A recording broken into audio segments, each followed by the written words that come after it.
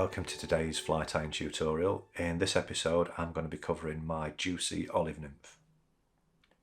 So let's jump straight in.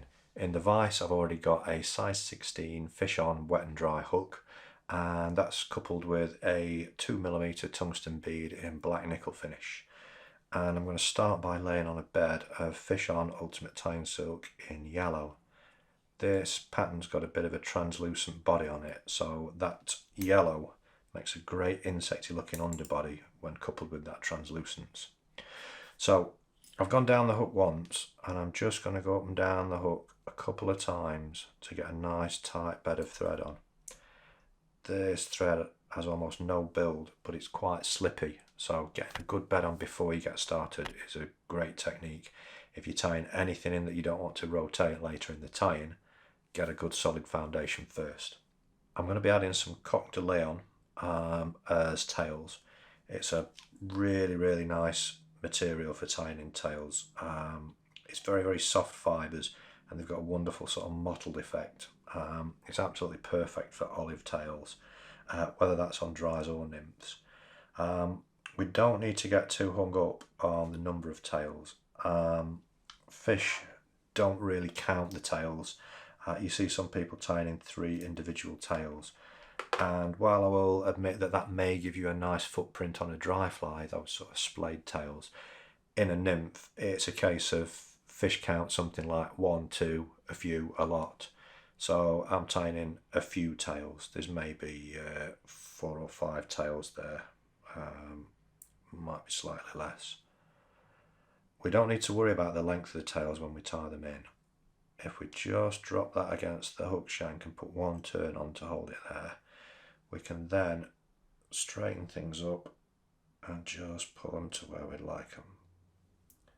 So that's about right for me, and then I'm going to go all the way back up the body, back up to the bead, and just snip off the remainder of those fibres. So as you can see, it's not particularly big bunch of tails there, just enough to give that hint of tails. The next material I'm tying in is some ultimate body rib from Fish On. This is the olive colour D section, and it's the standard thickness. I've already trimmed off a short length of this, and just need to have a little look, make sure I get it the right way around. You want the flat side to the body of the fly. Now I'm going to pinch this onto the shank right behind the tungsten bead and just get a turn on. Trap it down and make sure it's the right way on, and then just put 2 or 3 gentle turns on and really pinch it down, so then I can start to stretch this material.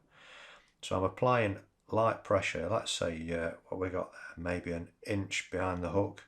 I'm just going to stretch it, maybe let's say 25%, 1 inch and a quarter now, maybe 1.5 inches. And I'm just running turns down. They don't have to be absolutely touching, but that little bit of stretch there, it makes it sit a little thinner.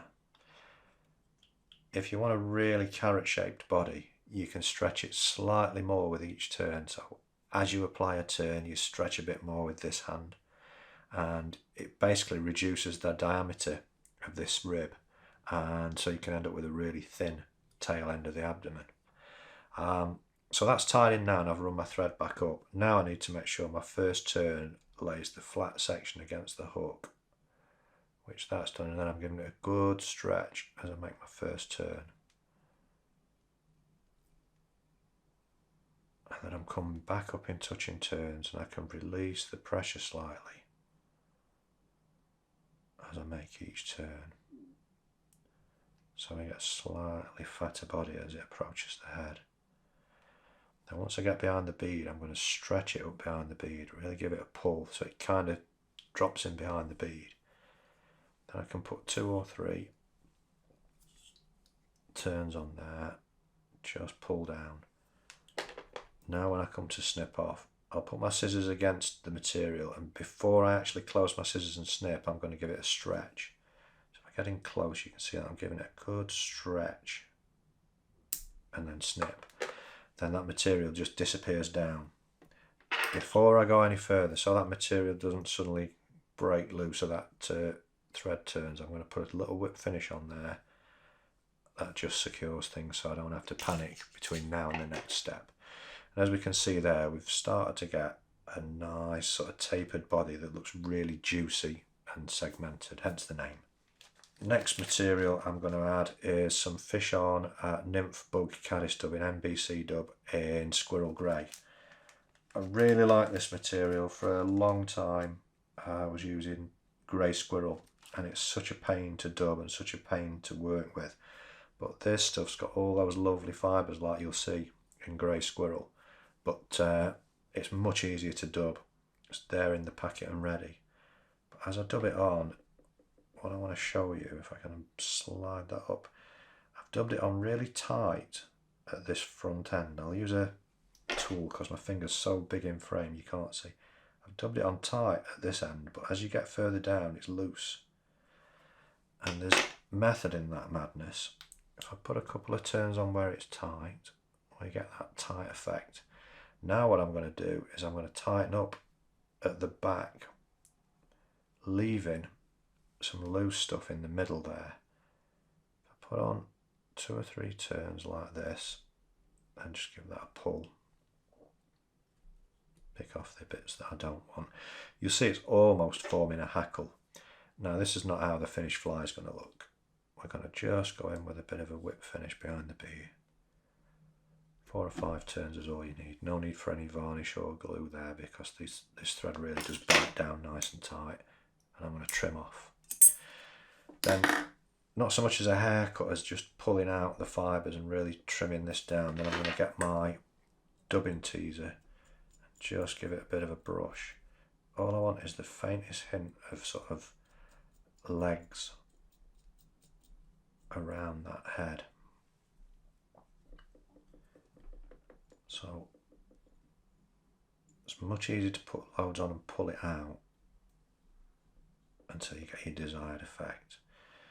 And I think probably a little bit overdressed still. That's what I'd be happy fishing with right there. Once those fibres get wet, they get a little bit more mobile as well.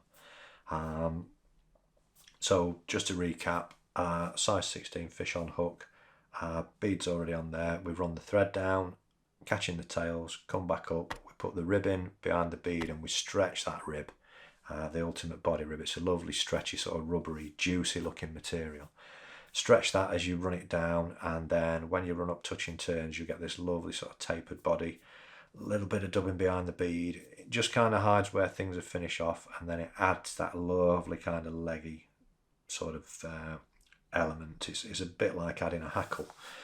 So that is the juicy Baetis nymph.